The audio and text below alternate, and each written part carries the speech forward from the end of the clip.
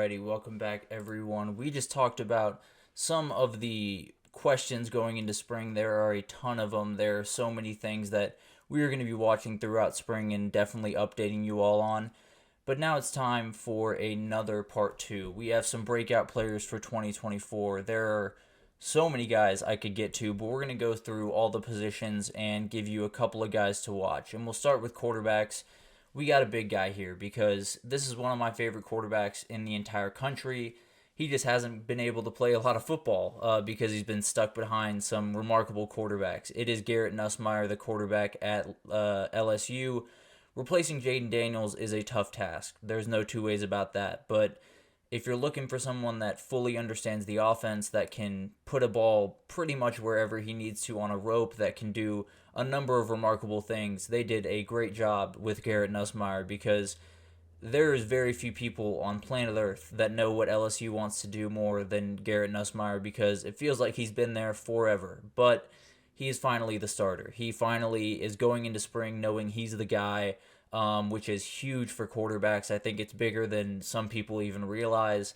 So tons to really look forward to with this kid, but you won't really know until he gets, that big time minutes that a lot of people are looking forward for him to get. But for him, a little bit more of a pocket passer than Jaden Daniels for sure. He is going to be more stuck in that position, kind of releasing balls from the pocket, and they're going to have to put him in really good positions for him to succeed early on. But he can extend plays. He does have athletic ability, can get out of the pocket and make something happen. So he's not necessarily immobile by any means, but the pocket is where he's most comfortable, and slinging balls out is what he does best. But he'll have tons of guys to work with. Kyron Lacey is the guy that I'm really watching.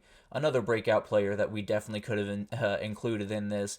And then C.J. Daniels came over from Liberty, a super productive guy. And then Chris Hilton is a very fun wide receiver that I think is going to play a huge part in their offense. A little bit more of a deep threat for this team, so very excited to see what he can do this year. And the guy right next to him is probably going to be Josh Williams. He kind of broke out onto the scene a year ago at running back, but having him next to Garrett Nussmeier, a very smart, experienced back that can do a number of things. So you got to love having that guy next to you if you're a first-time starter like Garrett Nussmeier. I tend to think Garrett Nussmeier will be a top 5 quarterback in the SEC at the end of the year. I don't think there are a lot of people that would currently rank him there, and I probably wouldn't just because I haven't seen enough. But I think once we get to the end of the season, he's going to make some jaw-dropping plays. I think he has arm talent and ability that reminds me a little bit of Carson Beck over at Georgia, where he can make pretty much any throw from the pocket, can extend plays when needed, but if you give him any window, he can put it into it. So I'm very excited to see what he can do. I think he's someone that LSU is incredibly excited for, and they should be because, man, can the dude play. But let's get to some running backs, and let's start with Jordan James up at Oregon. Bucky Irving is out the door. So Jordan James right into the starting lineup, right into the main running back role, and he has played plenty of football. He had a little bit over 700 yards and 11 rushing touchdowns a year ago, so he is not new to the field by any means, but Bucky Irving was the guy. He was the number one guy, whether it was run sets, pass sets. He was always on the field, it felt like. And then Jordan James got some short yardage, that type of stuff. But Jordan James is plenty talented. He can do a number of really remarkable things. And I think one of the real benefits to him going into this year, Dylan Gabriel coming back is huge. Or Dylan Gabriel joining is huge because when Bo Nix left, a huge part of that offense was keeping defenses honest because Bo Nix has the ability to run. He can extend plays and make it really hard on linebackers that overcommit to the running back or ends that overcommit to the running back. Dylan Gabriel's really no different. He's not necessarily quite as fast or athletic as Bo Nix, but the run game is no joke with Dylan Gabriel. He is someone that can execute it really, really well, so I would not be surprised if he garnered as much respect from defenses as Bo Nix did a year ago and opened some running lanes for Jordan James. Oregon is replacing 2 interior offensive linemen. mainly their center, Jackson Powers-Johnson, who will likely be the number one center off the board in the NFL draft because he's just remarkable. So replacing those is going to be tough, but they do have a ton of experience on that line. Are starting a redshirt freshman, it seems, at center, but other than that, there's tons of guys that are returning. So I think Jordan James is someone that could absolutely break out and have a Bucky Irving type year next year. And then a running back down in Miami in Coral Gables is Mark Fletcher Jr. Coming off his freshman year, the dude is an absolute beast. He is a specimen of a human being, but I really think he might be the best running back in all of the ACC this year with Will Shipley and Trey Benson moving on to the NFL. The door's wide open, right? He had a little bit over 500 yards and 5 touchdowns a year ago. The 2 games where he kind of got the bulk of that was he had 115 rushing against NC State, and then he had 126 and 2 touchdowns against Louisville later in the season. So the late part of the season was really where he started to kind of get up to pace, which is the case for a lot of young players in college football. And I think having Cam Ward next to him, much like Dillon Gabriel with Jordan James, it keeps defenses honest because Cam Ward, as we know, can do a ton of incredible things off schedule and with his legs. So I would be nervous if I was an edge rusher or a linebacker facing this team because you can't leave either of these guys open, and you might just have to on some plays. So it'll be very interesting to see how that goes. And then 2 genuine deep threats in Xavier Restrepo and Jacoby George. Jacoby George a little bit more of, that deep threat stretching the defense, but Xavier Restrepo, as we've seen in some of the practice videos, can make his fair share of plays downfield. So having 2 of those guys just helps spread out the defense. And if you can spread out the defense, you can do a number of things on offense, especially with Mark Fletcher as your running back. So very excited to see what he can do. Another guy that is kind of stepping up into very big shoes is Oscar Delp, the tight end at UGA. Brock Bowers is impossible to replace. There is no one that is Brock Bowers. I've never seen anything like it at any position. I'll be totally honest, especially tight end.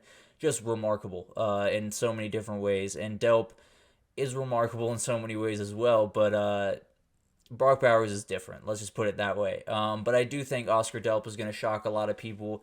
He does remarkable things in the run game and the pass game. Probably a better blocker than Brock Bowers was. Almost definitely a better blocker than Brock Bowers was. But him in the pass game is no slouch at all. And I think adding Ben Urasek from Stanford, the remarkably talented tight end that has 1,000 career receiving yards, I think it helps Delp even more because those underneath routes are going to be even more open. The same way I talked about Texas and Amari Niblack and Gunnar Helm, I think the same diatribe can happen with Ben Urasek and Oscar Delp, where Oscar Delp kind of gets the underneath routes while Urasek kind of stretches the defense and opens up passing lanes for Oscar Delp in a lot of ways. So obviously huge amount of question marks with him because, hasn't played quite as much as you would have liked.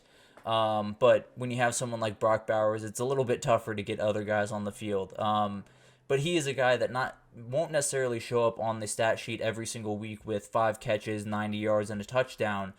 But he's going to have incredible tape almost every single week. He's going to have really, really good tape that whether it's run blocking or finding the open spot in a pass game or just being a good teammate. I think he's going to do a number of things really well, and I think a lot of NFL teams will be falling in love with Oscar Delp come fall. But let's get to some wide receivers, why don't we? And 2 guys going into their second year in college, and let's start with Jonte Cook at Texas. We talked about the wide receiver room needing a ton of replacements, mainly for Xavier Worthy, and here it is. This is the guy that will likely be in that Xavier Worthy type role where you're catching the ball with a ton of green space in front of you, you're getting screens, you're getting end arounds, all the different things that Sark likes to do.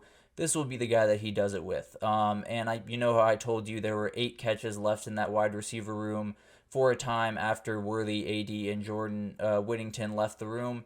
They're all here. Jonte Cook had every single one of them. He had 136 yards receiving a year ago. I think Sark is going to use a lot more 4 wide receiver sets instead of using multiple tight ends or 11 personnel, which is something that he's loved a lot throughout his time at Texas.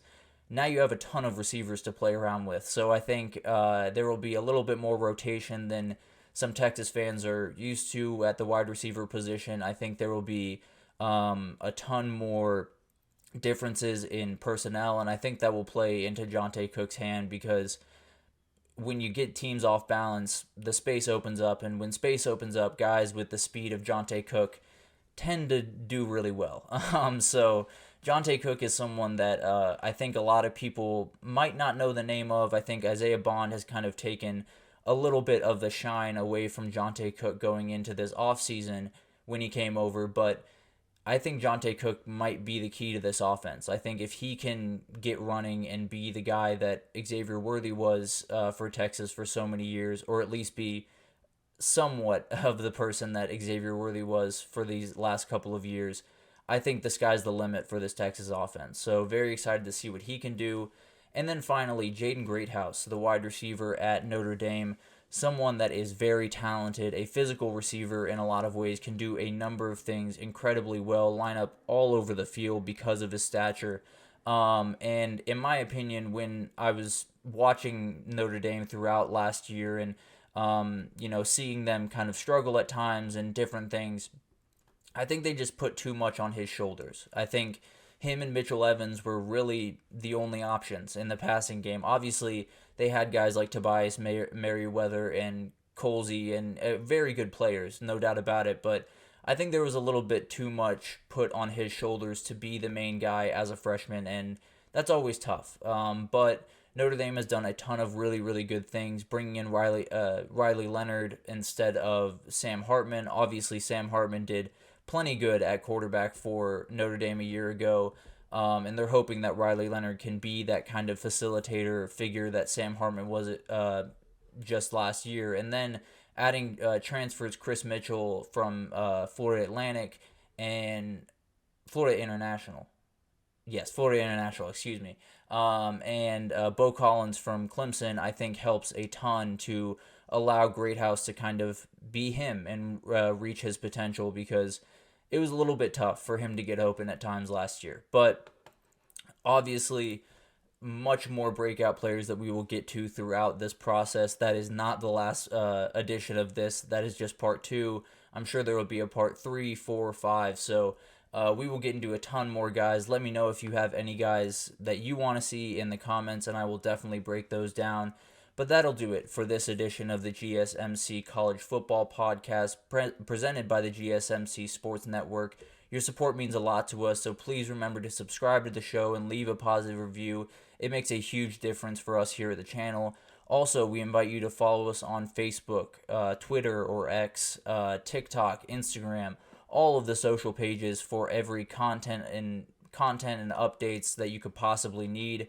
We have so many people around the company doing incredible things around every sport you could think of. So definitely check out all those channels to get all those updates and follow us along, because it's going to be a really fun journey. But thank you once again for listening, and I will see you on Monday.